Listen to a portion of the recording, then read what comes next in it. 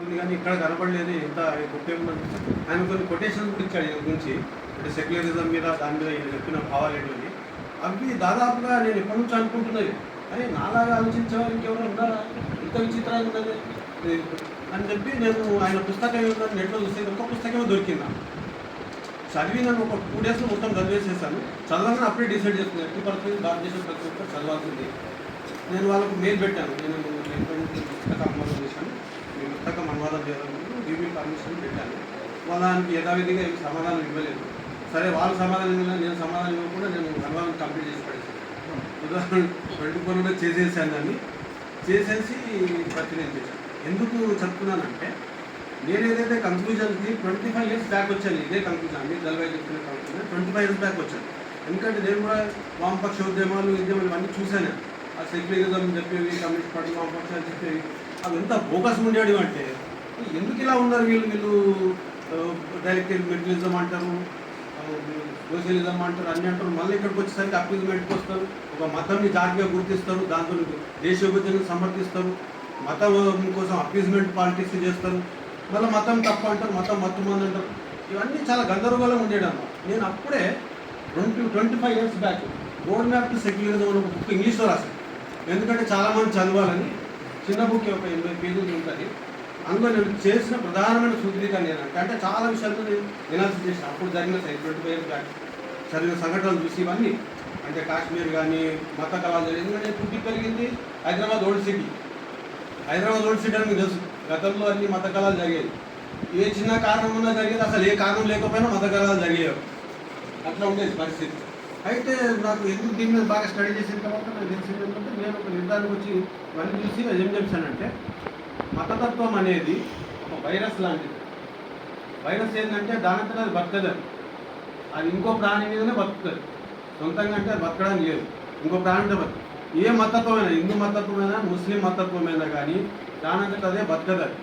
ఇంకొక మతతత్వం మీదనే బతుకుతుంది. అంటే హిందూ మతతత్వము ముస్లిం మతతత్వం మీద బతుకుతుంది, ముస్లిం మతతత్వం హిందూ మతత్వం మీద బతుకుతుంది. దాని సాకుగా చూపిది, దీని సాకుగా చూపి అనమాట.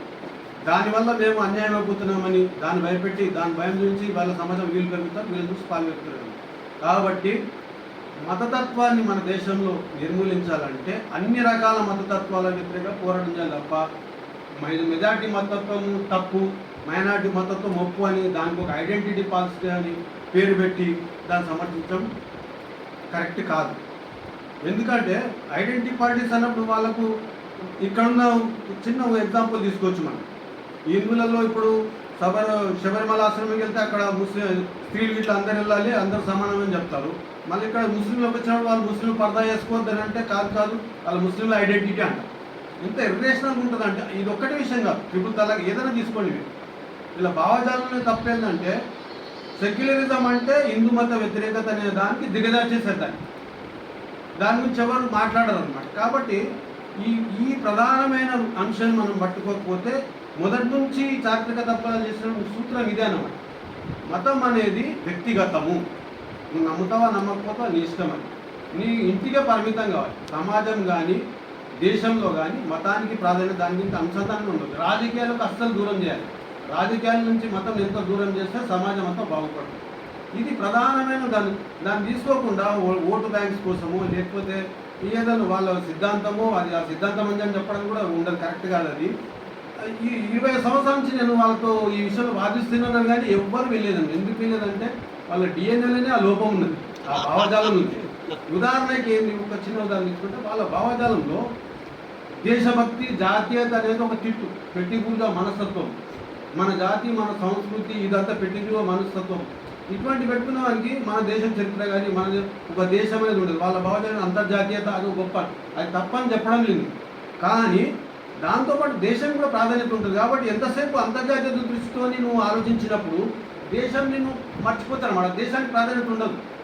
ఎంతసేపు రష్యా నుంచి యాంగిల్ నుంచో చైనా యాంగిల్ నుంచో వాళ్ళు చూస్తారు కానీ లేకపోతే ఆ భావజాలం నుంచి మన దేశాన్ని చూస్తారు కానీ మన దేశంలో ఉన్న సంస్కృతి దాని నుంచి దానికి ఎట్లా అన్వయం చేయాలి, ఎట్లా చేయాలనే దాని గురించి వాళ్ళు పట్టించుకోరు.